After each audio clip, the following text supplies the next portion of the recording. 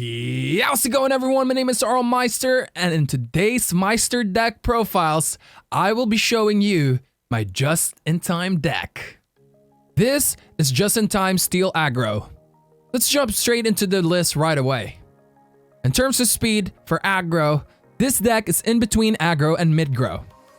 This deck's score is just-in-time and a bunch of 5-cost cards.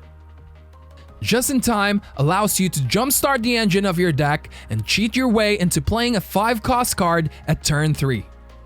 There are many different 5-cost cards you can choose to play, and this all depends on what you are playing against and what is the current state of the board.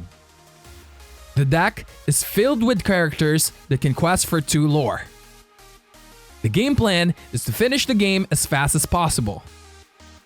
This deck is fast enough to win against mid-range and control decks, and thick enough to play defensive against aggro decks. The most ideal line to play is Lilo, Simba, into Just in Time. If the opponent doesn't play a turn 1 or 2 character that has a high damage, you can play Wendy or Mr. Smee instead to gain more lore for the next turn. It's hard to tell which card you should play with Just in Time on turn 3, since that all depends on the current board state. My only advice, if you have a choice, don't play Mufasa until the end.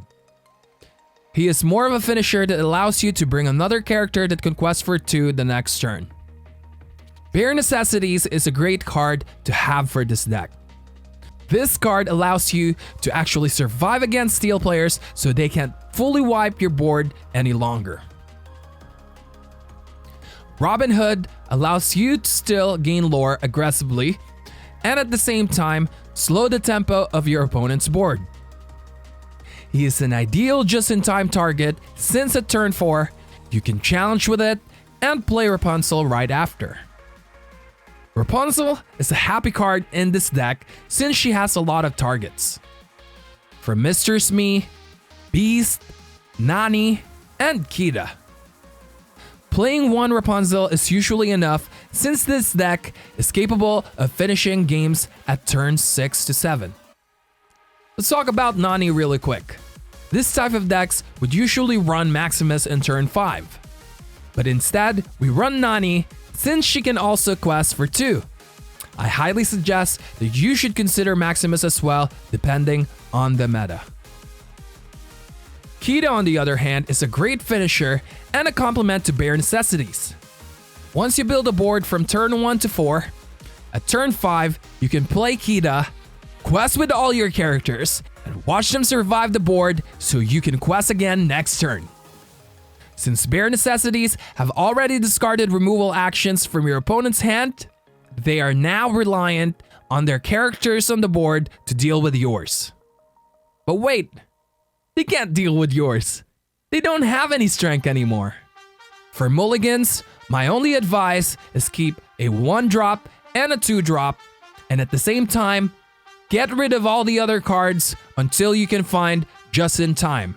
Without Just in Time, this deck can still function, but Just in Time just jump starts your engine and gets you as fast as you can into the finish line. Overall, Just in Time decks got a major buff in set 3. Having better turn 2 bodies and better targets for Just in Time feels really good. And now, actions and songs can no longer hurt us with Bare Necessities.